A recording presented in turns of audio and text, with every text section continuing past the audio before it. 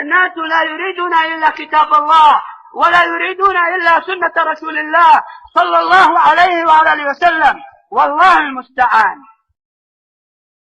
And the man is responsible over his family, and he shall be questioned. And the woman, she is responsible over the household of her husband, and she shall be questioned. So each, as you can see in these levels of responsibility, each has their own responsibility. So the ruler is responsible, the man is responsible, and the woman, she has responsibility also. But as for the man, then he is the head of the household. And he needs to take responsibility of his home. But that can only be achieved if he has wisdom that comes from understanding the Kitab and the Sunnah. That even if his knowledge is lacking, that he knows who to ask. That he doesn't make decisions independently and then ends up regretting them. So just as the ruler is responsible for his subjects, the man is responsible over his wife and children and his home. And this is, as Al-Qasimi said, due to two reasons. Due to the nature which Allah gave them. Meaning each of them has a nature. And there is no denying, my brothers and sisters, my sisters especially, there is no denying that regardless of where you live, which era you live in, which generation you live in, that the nature of man and woman is different. The physiology is different. The body is different. How the body behaves is different. Emotionally they're different.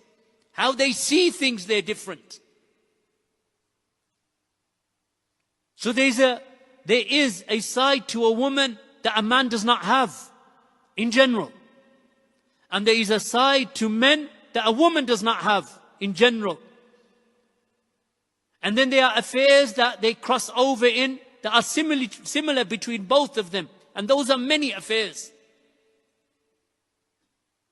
But as for the nature of the woman and the nature of the man, then they are distinct characteristics that each one of them possesses. And secondly, due to the role which they carry out. So the reason why Allah subhanahu wa ta'ala has given the man his duty and the woman her duty is because each one of them in their nature, in their makeup, in their physiology, in their psychology, in their emotional outlook, that they are different to each other. And each of them, their role is different. And this isn't just the role that you find in the Quran and Sunnah, the role that actually when you look at men throughout the ages and women throughout their ages, that the way that they think, the way that they reason, the way that their outlook is, the way that their physical bodies are, that their roles are different. Of course, a man cannot have a child. Impossible for a man to give birth to a baby. Impossible for a man to breastfeed a child. These are the roles and duties of women. It is the woman that menstruates, not the man. So therefore the woman, in her role which she carries out, it is something that is connected to her physiology, connected to the way that Allah has made her body. So therefore, it is only an ignoramus who will say that the woman, that her duty, her prime duty is not to give birth and to raise children and to cultivate those children from babies. Only an ignoramus would say that. Why? Because her physical body has been made to feed the child. Imagine. You give birth to a child, you don't have to open up a fridge. You don't have to go to the shop. You don't have to go to the marketplace. The food of that child is within the body of the woman. So how can it be said that the duty of nurturing and feeding and raising the baby is not for the mother? She will breastfeed the child for 2 years. She will carry for another 9 months, meaning previous to the 2 years, she will carry that baby in her womb. That a man is not capable of carrying. Allah did not make him for that. So there is something within the innate nature of women that Allah has given to them that the man does not have, that also drives their role. It is a driver of her role because she doesn't have one baby. The only thing that came to prevent her having more than one child or having no children is the invention of the pill. Before that, there was very little to prevent a woman from having a child. So when the contraceptive pill came about, which was invented by the unbelievers so that they could increase in their promiscuity and fornication and immorality, that the woman, that she would get married and she would have children. So in between each of the children, Allah subhanahu wa ta'ala in most cases, that He prevents her from getting pregnant while she's nurturing and breastfeeding the baby. So every 2 years or every 18 months or so, she would get pregnant again. And this would only last between a certain age limit. And the older she became, the less likely she would be the less likely she is to give birth. And this is also something with which Allah has created her. Because as the woman gets older and her body becomes less resilient, then likewise Allah subhanahu wa ta'ala, from His mercy and His wisdom, that He makes her less likely to give birth. But when she's young, then she is prolific in childbirth. As she enters the late 30s and the 40s and the 50s in age, then it is less and less likely that she will give birth. So what does that do? That drives the actual role of women. So it is incorrect to assume that you Muslims, that you are the ones who say that the woman should stay in the home and get pregnant and have children and so on. No, that's how she's been created.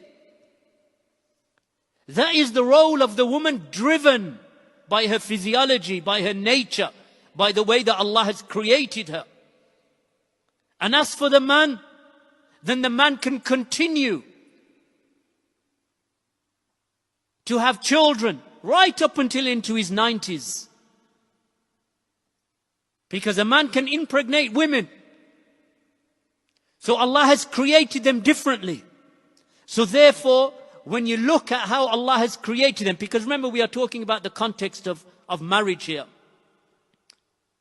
That whilst the woman is looking after the baby at home 2 years, okay, she's pregnant for 9 months approximately, sometimes more, sometimes less.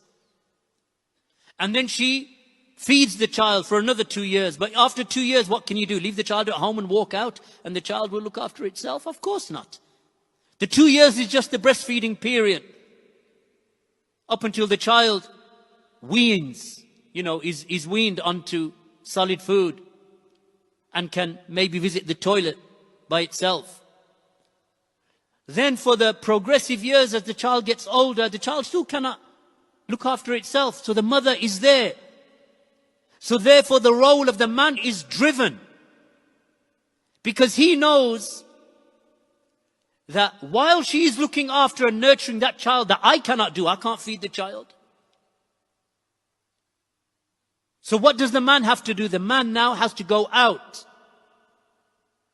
He has to hunt. He has to gather. He has to protect. He has to defend. Because the woman generally and the woman is physically the weaker sex. Does that mean that every woman is weaker than every man? No. There are exceptions to the rule. But in general, Allah created men with a bigger build, with more strength, with greater height, with greater physical abilities. So therefore that drives the man into his role. Do you think that Allah subhanahu wa ta'ala created man and woman in jest? That Allah created them and there's no direction? The very manner in which, or the very way in which Allah created each of the two sexes defines their role. It is not a matter of choice. So, whilst the woman, because if nature takes its course, so the man, he marries a woman, takes her as his wife. So they are married. They have relations. The relations, in most cases, necessitate children. Now, who's going to provide for her while she's feeding the child? Who's going to clothe her? If an attack comes upon a village, which of the two will stand up? You know, think about Middle Ages. Think about ancient times. Think about olden days. People come to attack the village. So where does the man stand and where does the woman stand? Ask yourself the question. Who is the one built to defend against pillage, against attack, against violence, against plunder? Which of the two out of these creations of Allah is built to defend and protect? Man. So who is the one who stays in the hut, stays in the cottage? And who is the one who goes to the edge of the village, which is with his spear and his shield and his sword? Or is it the man that stays at home and he says, okay, today I'll look after the baby. Can you just take the sword and go and fight the enemies? I don't think I'm up for it today. Who is it who does it, my sisters? You know, we are living in times where you are indoctrinated, brainwashed into inverting these natural states with which Allah has created men and women. And all you have to do for a minute is just to take a step back and say, man, that humans have been upon the earth, you know, for an immense period of time. So every time the village or the town or the settlement came under attack by the next village or by a nation, whose bodies and whose roles are such that they are the ones who go out with the sword and the spear to defend and to protect? Is it the men or is it the women? Who are the greater victims of violence? Meaning that who are the ones who stand and die in defense? Is it the men or the women? It is the men. Huge, you know, swathes of men have died in battle over the years in protection of their towns, villages, nations, and so on. Protecting whom? Protecting their wealth, protecting their families, protecting their wives, protecting their children. So this is why when we read these narrations and these tafasir of the scholars, and you know, the scholar says that this is due to two reasons: due to the nature with which Allah has created them with, and due to the role which they carry out. So sometimes we just go ahead and the sister will say, well, I don't really agree with that, because I don't think roles are fixed, and I don't think that nature is like... Because you're not thinking. You're parroting what you learned in the so-called Western liberal socialist environment. يا طالب العلم قم لا تنم فإن الزمان انقضى وانصرم فكن ما حييت ضنينا به فظنك بالوقت عين الكرم وكن حلس درسك وافرح به تكن قائدا في غد للأمم.